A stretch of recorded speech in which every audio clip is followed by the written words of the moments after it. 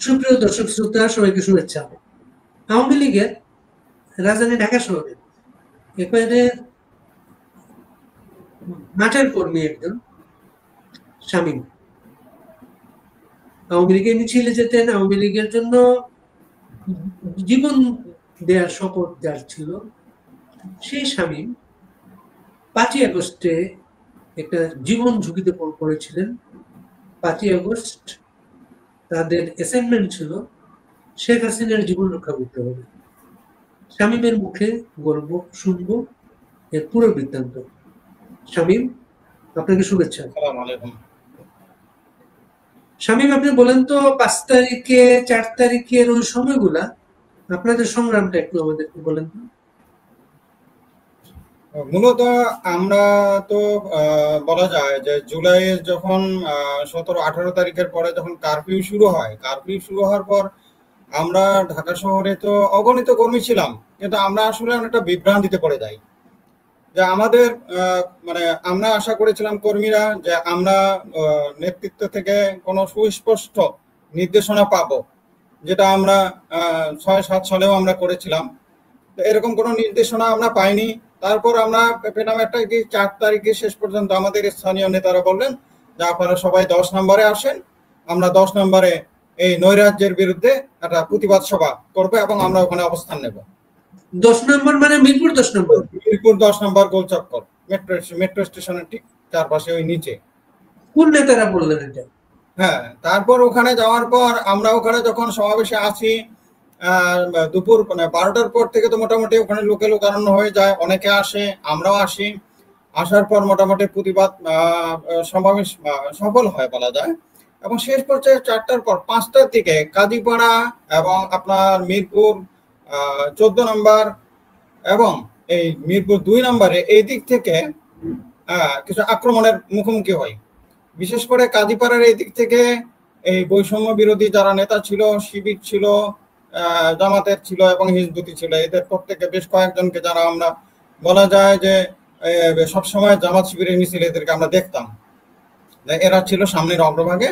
এবং এরপরে আল হিলালের ঠিক আল হিলাল হাসপাতালটা আছে 10 নম্বরে যাওয়ার আগে কাজীপাড়া থেকে, আল হিলাল হাসপাতাল পেরিয়ে ঠিক এই জায়গায় এখানে 4:50, হ্যাঁ 4:50 হবে, না সরি 4:30 হবে, তখন 4:30 কি 32 এই সময় আমরা বেশ কয়েকটা গুলির শব্দ শুনতে পাই, যেটা রাইফেলের গুলি এবং মানে বেশ জোরালো শব্দ। এবং ওখানে শুনলাম পরবর্তীতে ফাইয়াজ নাকে একটা ছেলে ওখানে মারা যায় এই গুলিতে।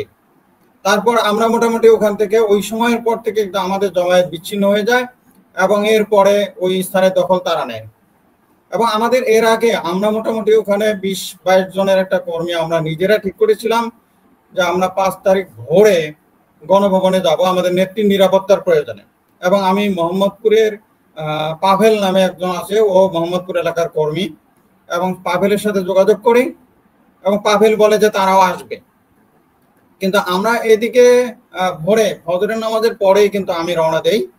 আমরা চেয়েছি যাতে সেনা চেকপোস্ট বা এই ধরনের প্রতিপক্ষের কারো কোনো চেকপোস্টের মধ্যে যদি পড়ে যায় তাহলে যেন ধরা পড়তে না হয়, এই জন্য আমরা বিক্ষিপ্ত হয়ে 1-2 জন করে এইভাবে আগাতে থাকি। তো আমি 1 নম্বর থেকে মিরপুর 10 নম্বর থেকে যখন রওনা দিই, রওনা দেওয়ার 1 নম্বর পার হওয়ার পরও আমাদের কোনো মানে সমস্যার মুখোমুখি হতে হয়নি। 1 নম্বর পার হওয়ার পর বাংলা কলেজের ওইদিকে বেশ কিছু জটলা দেখি আমি, এবং ওখান থেকে ওই জটলাগুলো এড়িয়ে যাওয়ার চেষ্টা করি, কারণ আমি বুঝতে পারছিলাম না আসলে ওরা কারা। তারপর ওখান থেকে টেকনিক্যাল পার হওয়ার পর 2 সেনা সদস্যদের টহল গাড়ি দেখতে পাই, সেনা সদস্যদের টহল গাড়ি। এবং সেনা সদস্যের টহল গাড়ি থেকে ওরা সংকেত দেয় সরে যাওয়ার জন্য এবং ওই অবস্থায় যায়। আমরা 1-2 জন ছিলাম, যেহেতু আমাদের মতো ওইভাবে কোনো সমস্যা হয়নি। তা আমি এদিক দিয়ে ঠিক গণভবনের উত্তর পাশের যে গেট, সোহরাওয়ার্দী হাসপাতালের এদিক দিয়ে, এই গেটের কাছাকাছি যাওয়ার চেষ্টা করলে সেনা চেকপোস্টের বাধার মুখোমুখি হই। এখানে তখন আমার সাথে 5-6 জন ছিল এবং ভেতরে আর একটু ভেতরে ছিল। এইভাবে 20-22 জনের আমরা মোটামুটি যে টিমটা, আমরা বিক্ষিপ্ত ভাবে এদিক থেকে নানা দিক থেকে অগ্রসর হওয়া শুরু করি। তারপর ওখানে যাওয়ার পর আমরা অবস্থান নেই।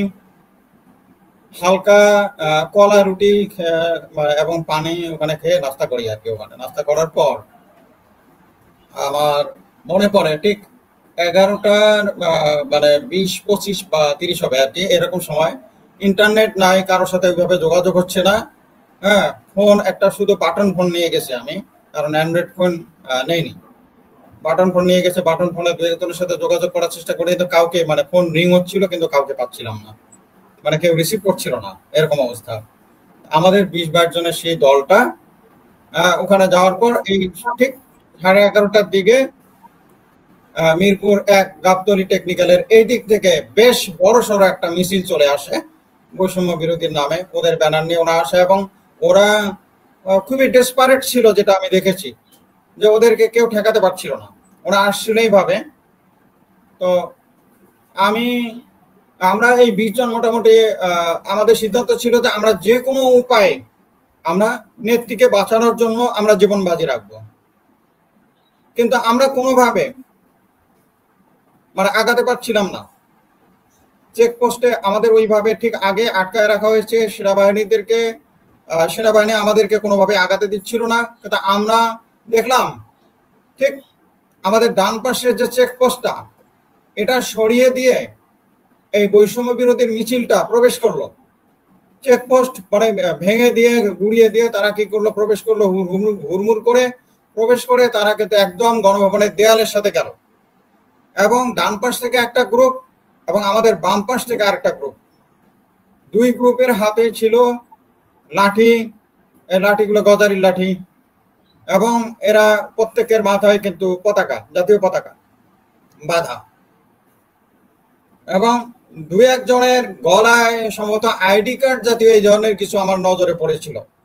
এখন ওইভাবে দেখার মতো মানে সময় সুযোগ হয়নি। তো হঠাৎ আমাদের এই 20 জনের ভিতর থেকে একজন খুব জোরে জয় বাংলা স্লোগান দিয়েছিল।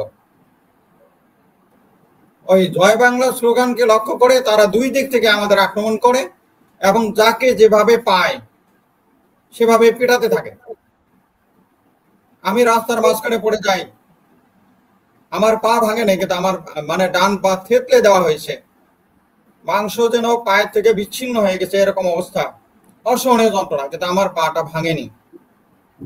এরপর ওরা কি করলো, একটা দেয়াল, গণভবনের যখন ওই দেয়াল একটা ভেঙে ফেললো, তখন এই দলটা আমাদের পেটানো বাদ দিয়ে তখন ওই ভাঙা যে দেয়ালটা সেটা দিয়ে হুড়মুড় করে তারা প্রবেশ করতে থাকে। এবং আমি সহ আমার এখানে আর যারা আছে, আমরা কোনো রকম জীবন নিয়ে পালিয়ে আসি, বলা যায় ওখান থেকে সরে আসি। আমি রিক্সা খুঁজছিলাম, পাচ্ছিলাম না, ল্যাংড়াতে ল্যাংড়াতে কোনো রকম চলে কলেজ গেটের যে রাস্তাটা যেটা আছে শিয়া মসজিদের ওইদিকে গেছে, ওই রাস্তায় চলে যায়।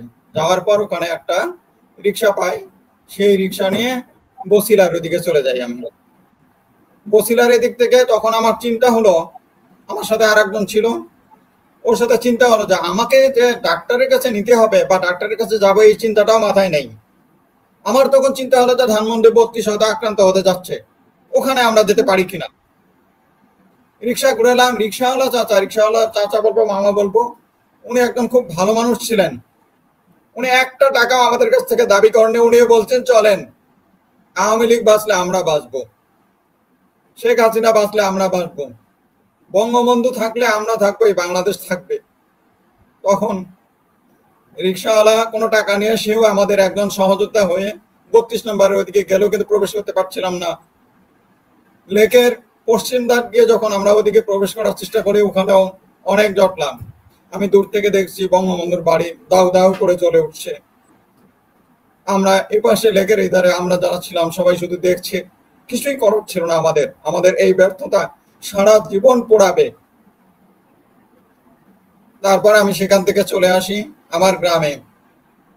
যখন আসি রাত হয়ে যায়, কিন্তু আমার গ্রামেও তারা খবর পেয়ে যায় যে এখানে একজন আছে আওয়ামী লীগের, জামাত শিবির। তারা ওখানে আক্রমণ করার চেষ্টা করে। আমি সেখান থেকে পালিয়ে আবার ঢাকায় আসি। ঢাকায় একটা মেসে একজনের সাথে থাকি, এবং সেখানে দীর্ঘদিন থাকার পর কোনো জব নেই, চাকরি নেই, আমার আয় নেই, রোজগার নেই, আমার পরিবারের খাবারের ব্যবস্থা নেই। আমি অসহায় হয়ে, শুভ কামাল ভাই ছিলেন আমেরিকা, শুভ কামাল ভাইয়ের কাছে আমার অবস্থা বর্ণনা করি। তারপর আমেরিকার ভূমিহীন জমিদার ভাই, ওনার সাথে যোগাযোগ করি। তো ভূমিহীন জমিদার ভাই আমার অবস্থা দেখে উনি নিউ ইয়র্ক সোসাইটির যে একজন সভাপতি ছিলেন, নামটা এখন মনে পড়ছে না, উনি আমাকে $200 পাঠিয়ে দেন, আর শুভ কামাল ভাই $100 দেন। এটা দিয়ে আমি আমার পায়ের চিকিৎসা করি।